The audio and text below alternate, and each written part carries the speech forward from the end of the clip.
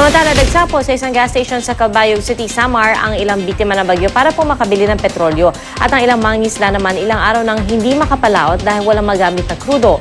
May ulat on the spot si Cedric Castillo. Cedric? Yes, Pia, yung nasa highway kanina yung ating team natin dito sa probinsya ng Samar patungong Catbalogan City nang mapahinto tayo dun sa isang gasoline station sa Barangay Central sa Calbayog City naman. Nakakordon kanina yung gasolinahan at sa mga pumps doon ay nakapaskil yung mga katagang waray diesel at waray gasolina. Ibig sabihin wala ng supply. Bagamat sarado para sa mga sasakyan ay pila-pila kanina yung mga residenteng nakita natin na naghihintay para nga sa supply ng kerosene at diesel. Ngayon lamang daw ulit naging available matapos sa tatlong araw. Ayon sa isang empleyado ng gasolinahan, nitong nakarang weekend ay nagkaubusan ng supply ng petrolyo sa kanilang station matapos di umano mag-panic buying yung mga residente. At pagkatapos nga nung pananalasa ng bagyong Yolanda noong naman nakarang linggo. Ayon sa mga residenteng nakausap natin, hindi naman daw napinsala ang syudad dahil sa bagyo. Yun nga lang daw hanggang sa ngayon ay wala pa rin kuryente dun sa buong Calbayog City. At ilan sa mga dahilan ng pagdagsa ng mga bibili ng krudo ay para sa kanilang mga generator na gamit sa bahay at sa rice mills. Gas naman daw para sa kanilang pailaw sa bahay.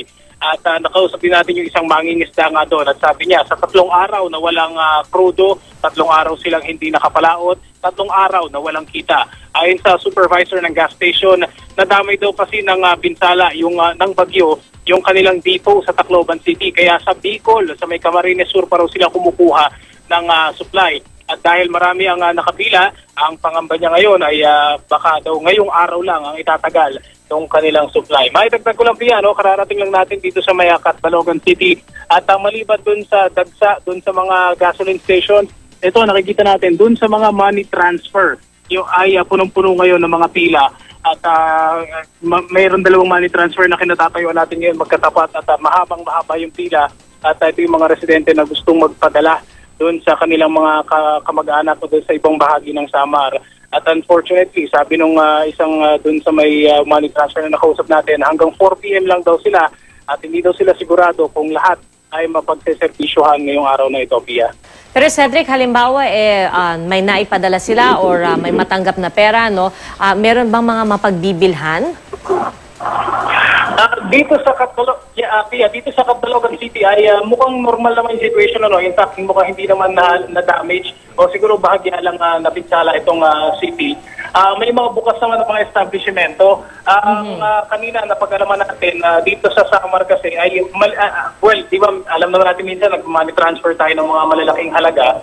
Dito daw sa Samar ngayon, ang pwede lang i-release ng mga money transfer ay pa 5,000 lang daw or siguro hanggang 10,000. Maliliit na amounts lang dahil napakalaki nga ng supply.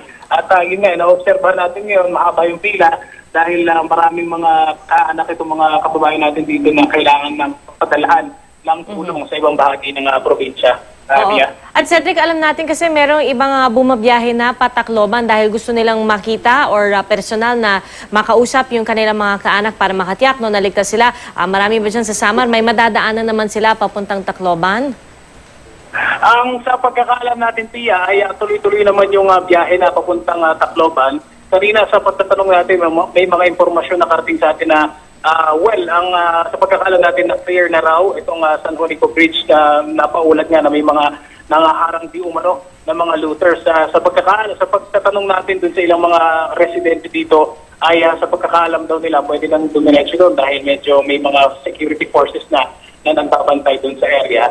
At in fact, simula pa kahapon, mayroong mga galing pang Metro Manila at ibang parts ng Luzon na nakasabi natin bumabiyahe na papunta ng Tacloban City. Alright, maraming salamat sa iyo, Cedric Castillo.